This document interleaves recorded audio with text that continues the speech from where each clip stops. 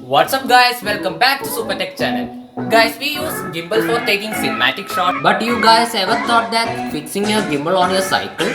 Today in this video, I will show you how can we make a gimbal holder for your cycle.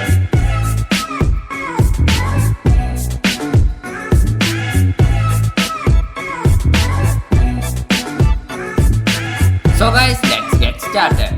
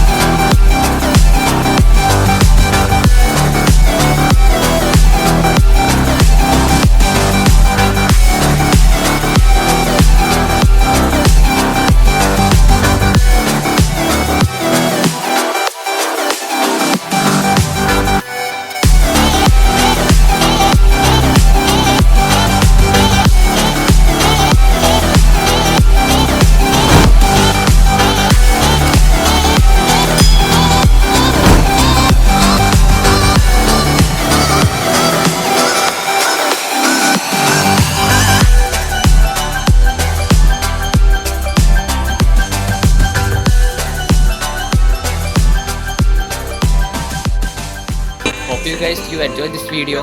Please subscribe and support this channel.